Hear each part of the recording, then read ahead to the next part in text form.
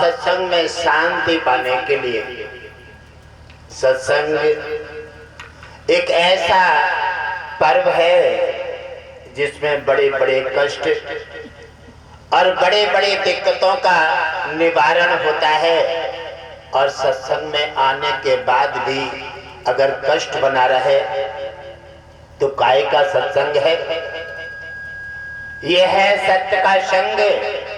और इस संग पाने के लिए बड़े बड़े दूर दराज से हमारे भक्तगण आ रहे हैं, कल तक आएंगे और दूर दराज से आ रहे हैं कि वो आते हैं सत्संग में शांति लेने के लिए, कष्ट का निवारण के लिए और गुरु का आशीर्वाद पाने के लिए। गुरु और भक्त का एक ऐसा रिश्ता है जैसे पानी पौधा को न मिलते ही और पौधा मुरझाकर झुक जाता है और उदासीन हो जाता है, पत्ते उसके लग जाते हैं। और जैसे ही पानी मिलता है तो पौधा एकदम सीधा हो जाता है।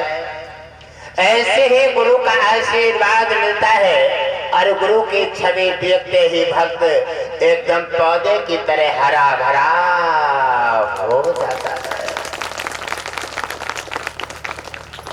भक्त और भगवान में, गुरु और शिष्य में, माता पिता और संतान में अगर भेदभाव बना रहे, सत्संग में अगर सनातन का ध्यान न रखा जाए, सत्संग में सनातन का ध्यान न रखा जाए और सनातन सत्संग में सिस्टम को गड़बड़ कर दिया जाए तो बजे आराम के संकट आ जाएगा। और जब सत्संग में हमारे सनातन का, हमारे देवताओं का और सभी सनातन का ध्यान रखा जाएगा, ये किसी एक का धर्म नहीं है। सत्संग में क्यों आए हो? शांति लेने के लिए।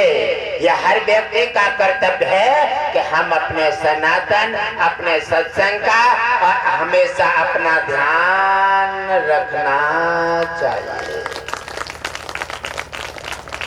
हमारे सत्संग में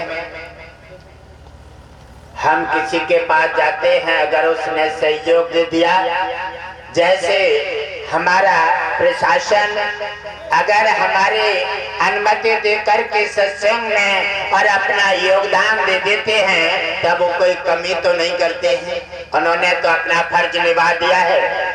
हमारा आपका कर्तव्य है कि उन्हें किसी प्रकार का कष्ट नहीं होना चाहिए और जैसे उन्होंने फर्ज निभाया है और वैसे गुरु और शिष्य को फर्ज निभा करके और सनातन का उद्देश्य पूरा कर देना।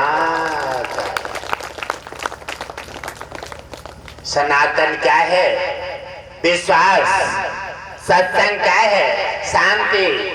जैसे रोगी के लिए औषधि मिल जाती है और रोगी एकदम अपने जीवन में आ जाता है, पौधा सूखने वाले को जल मिल जाता है तो वो हरा भरा हो जाता है और शिष्य को आशीर्वाद मिल जाता है गुरु का, तब वो नाना प्रकार के संकट से हट करके और जीवन में खुशहाली ले आता है। बोलिए सद्गुरुदेव भगवान की जय हो। तो मेरे परिवारजनों, ये सत्संग जो चला रहा है, यह सत्संग कोई अवैसे दौर नहीं है। सत्संग जब से चला है, जब से सनातन की रचना हुई है और जब तक धरती धरा पर भगवान विष्णु और संतों का आगमन हुआ है।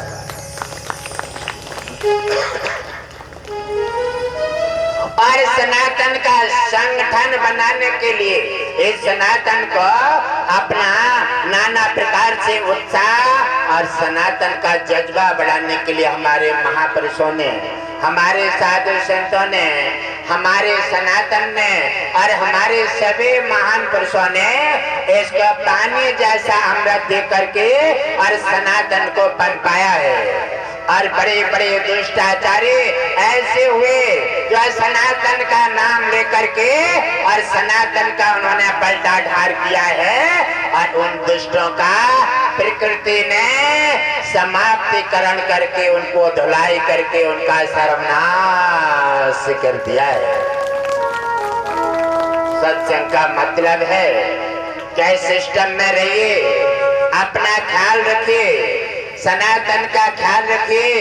और आप जा रहे हैं सत्संग के लिए तो शांति के लिए जा रहे हैं।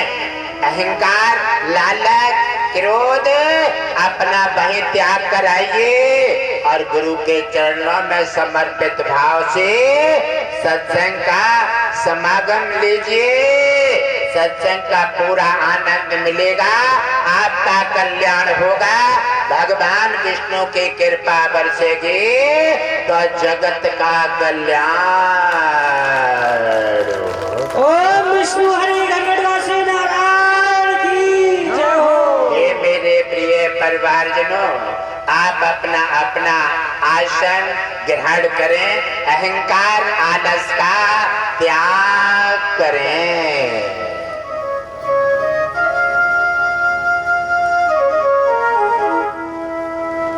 जैसे हमारे ग्रंथ में इतिहासों में आते हैं, हमारी कथा आती है सोबरे की,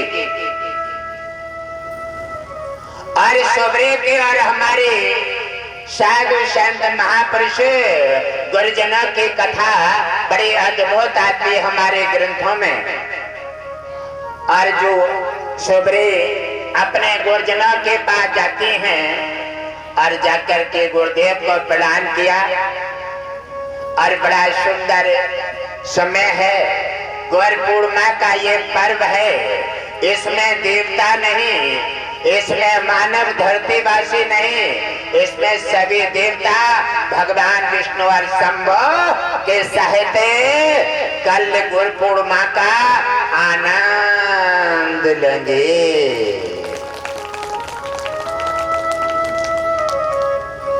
और जाते हैं शुभ्री अपने गुरुदेव के पास, और उन्होंने 2 पुष्प लेकर के उनके चरणों में चढ़ाए, और चढ़ाने के बाद प्रणाम किया और प्रेम के 2 आंसू उनके चरणों में गिराए। और गुरुदेव उनके प्रसन्नता से, उनके भाव से गदगद हो जाते हैं। और गुरुदेव ने कहा, आओ शिष्या, आसन ग्रहण करो। कहने लगे गुरुदेव, आज कितना अनुपम सुनहरा मौका है कि आज हमें गुरुदेव के चरणों में 2 पुष्प चढ़ाने का मौका मिला है, और आज गुरुदेव के आशीर्वाद और कृपा के पात्र बने हैं। गुरुदेव ने कहा, हे शिष्या, आज गुरु का भी सौभाग्य सुनहरा मौका है कि आज गुरु के लिए, शिष्य के लिए कुछ देने का अवसर मिलेगा। तो उन्होंने कहा, गुरुदेव, आज हम धन्य हैं जो आज गुरुदेव के चरणों में आकर के और हमें सौभाग्य सुनहरा मौका प्राप्त हुआ है। गुरुदेव ने कहा, हाँ शिष्या, और आगे भविष्य की मैं तुम्हें कुछ बात बताऊंगा। तो शिष्या एकदम सचेत होकर के अपना आसन जमा करके, बातचीत छोड़ करके, घर से और हर जगह से मन हटा करके और गुरुदेव की बातों पर लगा दिया। न जाने गुरुदेव की वाणी से कौन सी बरसात होगी, और जिस बरसात से संकट के निवारण होंगे और काले बादल हटेंगे और हमारे जीवन में सुख की बरसात होगी। गुरुदेव की बात सुनकर के उन्होंने अपनी दृष्टि लगा दी है और सिरोतार भक्तों के दोनों की नजर जुड़ जाती है। उन्होंने कहा, शिष्या, आगे समय वर्तमान में ऐसा आने वाला है कि कोई किसी के लिए साथ देने वाला नहीं मिलेगा।